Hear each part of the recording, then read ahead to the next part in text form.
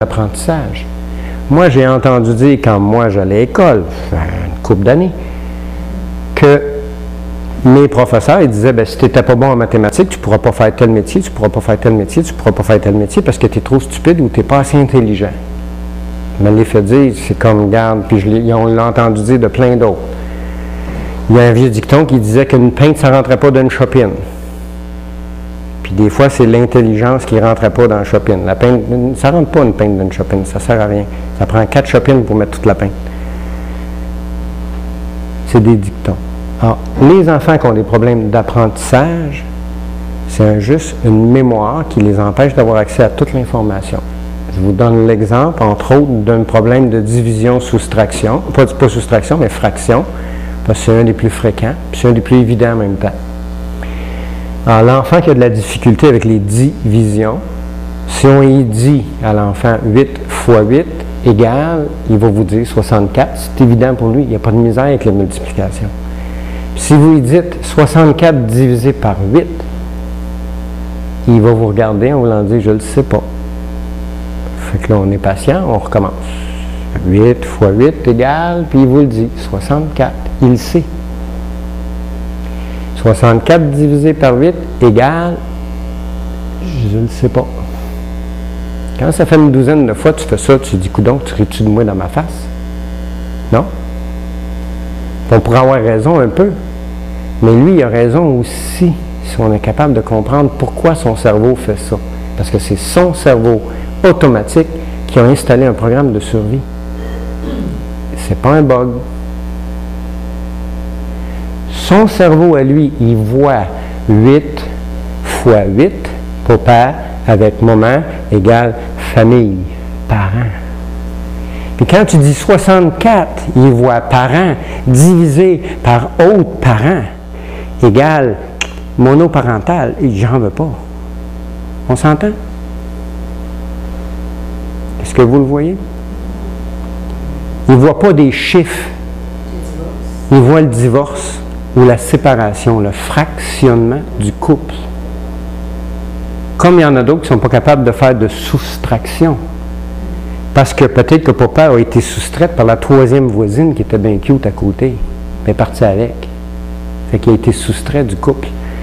Puis il y en a d'autres qui ont des maîtresses, puis l'enfant est au courant qu'il y a une maîtresse. Une de trop. Il n'est pas capable de faire des auditions. C'est fou, hein? OK. Alors, messieurs, si vous avez des maîtresses, vous ne les présentez pas à vos enfants.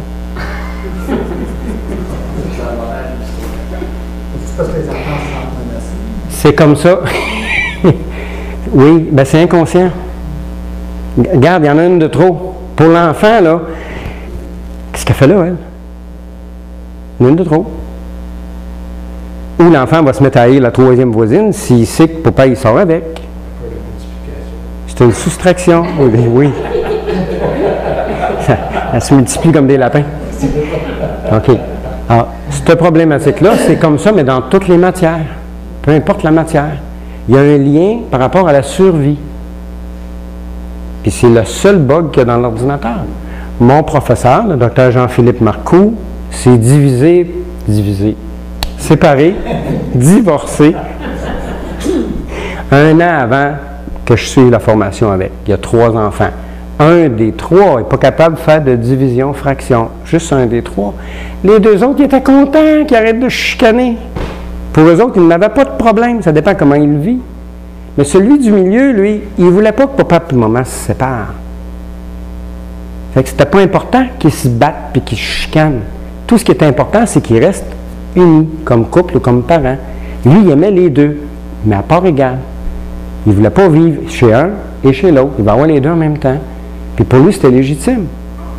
Quand on lui a expliqué pourquoi il n'était pas capable de faire 64 divisé par 8, c'est parce qu'il voyait le couple qui s'était fractionné, puis ça donnait des monoparentales. Quand il a compris ça, ça a pris 2 à 3 semaines, il a tout récupéré, ses divisions, puis ses fractions. Il a été débogué, c'est tout. On a reformaté le programme, il est capable de faire les divisions, fractions. C'était une illusion que le cerveau va créer pour occulter. Donc, il ne voit plus les divisions, il voit un couple qui se fractionne. Puis pour lui, C'est ingérable.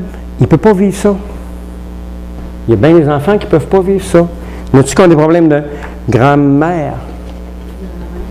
C'est des problèmes de grand-mère. La grand-mère. Ça se prononce presque pareil. Déjà d'abord. Puis la grand-mère, ben, comme la grand-mère française. Elle est pleine de règles. La grand-mère, elle a des règles. C'est pas les mêmes règlements que pour papi maman. Oh, tu fais pas chez grand-maman ce que tu fais chez papa et maman. No way. T'es bien mieux de t'enligner. En plus, des fois, elle a des exceptions à la règle. Oh mon Dieu. Pourquoi? Parce que. Fini, réglé.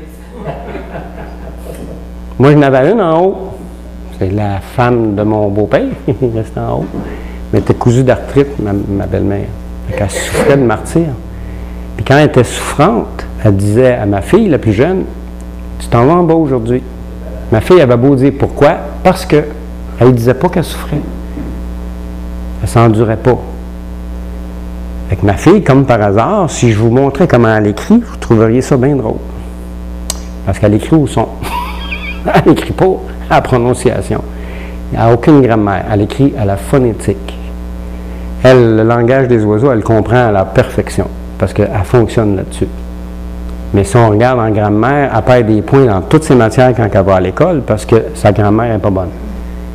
Fait qu'en plus de perdre des points pour d'autres matières, parce qu'elle n'a pas la matière, elle en perd en plus parce que c'est de la grammaire. Elle trouve ça complètement injuste. Elle est pénalisée pour sa grammaire dans toutes ses matières. OK. Fait que ça va pour la grammaire. C'est comme ça dans toutes les matières. Ici, c'est marqué asthme ou difficulté respiratoire. J'aurais dû marquer problème allergique, plutôt. Toutes les allergies, sans marquer problème allergique, plutôt. Toutes les allergies, sans exception, ce sont des mémoires, souvenirs extrêmement désagréables. Ce sont que des mémoires, souvenirs. Si on arrive à démêler ça, c'est fini, hein? Plus d'allergie. Peu importe à quoi vous êtes allergique. Ah, l'exemple que je vais vous donner, c'est l'exemple que le docteur Sabot a vécu. C'est un jeune homme qui était allergique aux roses, dès l'âge de 7 ans. Ça s'est passé en France, là, plusieurs années, une trentaine d'années. Alors, le jeune homme, il devient allergique à l'âge de 7 ans. Sauf qu'il fait de lui des chocs anaphylactiques aux roses. Que vous ayez un parfum rose, qu'il y ait des vrais roses, qu'il y ait du pollen de rose, peu importe ce que vous avez, lui, il fait un choc anaphylactique. Y a-t-il ceux qui savent c'est quoi ou qui ne savent pas c'est quoi un choc anaphylactique? Les voies respiratoires, la gorge, les lèvres, les poumons se gonflent et de l'extérieur et de l'intérieur. Puis l'air ne passe plus. Si l'air ne passe pas, dans les 10 ou 15 minutes, il risque de mourir étouffé. Les lèvres viennent bleutées, là, cyanosées. Puis c'est très important. Lui, il a besoin d'une injection. On appelle ça un épipène. Fait qu'il se traîne un épipène avec lui parce qu'il ne sait jamais quand est-ce qu'il va tourner le coin de la rue puis qu'il n'y a pas quelqu'un qui va y arriver avec un bouquet de roses dans sa face. C'est instantané sa réaction. Puis plus il y en a, plus la réaction est rapide puis plus elle est forte. Ça va?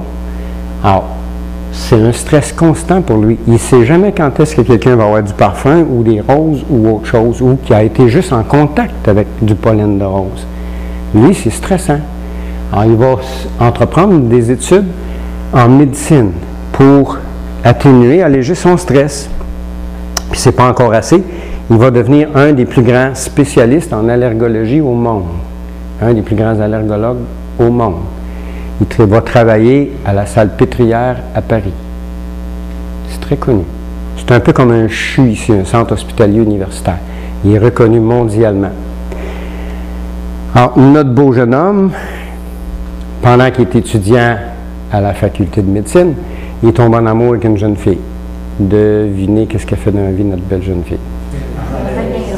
Elle travaille pas loin de ça, hein? C'est la fille d'une généticienne en rose. Elle a été élevée depuis qu'elle est haute comme ça, dans des serres à perte de vue, que sa mère fait des croisements de roses. Pour ceux qui peuvent se souvenir, c'est la madame qui a fait le croisement de la rose noire. C'est une histoire vécue. Alors, notre beau jeune homme, il tombe en amour avec la jeune fille. Puis pour se fréquenter, ben devinez, hein, il faut qu'elle soit stérile de parfum, de pollen, de ce que vous voulez, et ses vêtements et elle.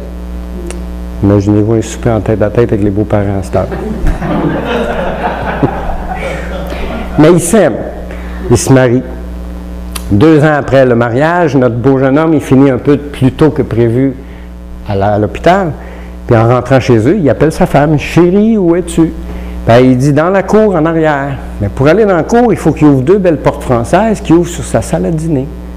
Puis il y a un énorme germe de rose sur la table dans sa salle à dîner. Il fait son choc anaphylactique. Comme tout bon spécialiste mal chaussé, comme le cordonnier mal chaussé, il n'y a plus d'épipène, il travaille à l'urgence à la journée longue, il n'a pas besoin, il y en a là. Il fait son choc anaphylactique, puis il s'effondre dans sa salle à dîner. La madame, quand elle a vu qu'il n'arrivait pas, elle rentre de dehors, puis elle est obligée d'y faire une trachéo.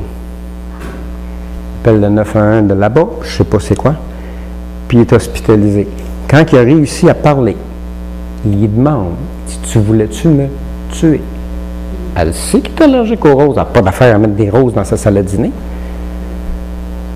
Puis elle a beau faire des grands signes de non. Puis elle dit, je comprends pas. Je comprends pas. Elle dit, ça se peut pas. Elle dit, les roses sont en plastique. Pourtant, il a fait son choc anaphylactique. Pareil. Il a été obligé d'y faire une trachéo. Il fakeait pas le monsieur. Puis il n'y en avait pas de pollen dans les roses. Oui. Alors, c'est ça des mémoires cellulaires. C'est ça des programmes ou des patterns. Alors, c'est le docteur Sabat qui a permis de le décoder. Je vous donne l'histoire du décodage. Ça a pris 6 mois avant de refaire l'histoire initiale. Notre beau jeune homme, à l'âge de 7 ans, parce qu'il nous avait donné la clé. Ça a commencé à 7 ans. À l'âge de 7 ans, il est revenu de l'école. Son père l'attendait sur les marches à l'extérieur. Il a dit, va voir ta mère, elle t'attend dans sa chambre. Puis quand il a ouvert la porte de la chambre, sa mère était morte sur son lit avec un énorme germe de rose sur elle. Le cerveau du jeune homme, 7 ans, a enregistré tout ce qui était là. Et le plus horrifiant dans tout ça, c'est la perte de la mère. Alors, pour ne plus jamais se souvenir de la perte de la mère, le cerveau a enregistré ce qui était là, qui était des roses et du parfum de rose. Puis tu focuses sur les roses et le parfum de rose qui te donne un choc anaphylactique, mais il ne s'est jamais souvenu quand il y avait des roses et du parfum de rose qu'il y avait aussi une mère couchée en dessous. Ça, il ne s'en souvenait pas.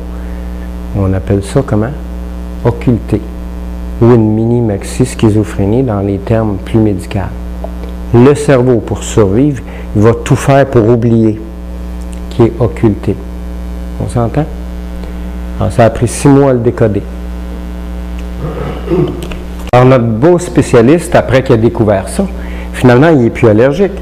Il peut se rouler des roses, il peut manger des roses, il peut se parfumer aux roses. Il fait quoi de toutes ces belles études?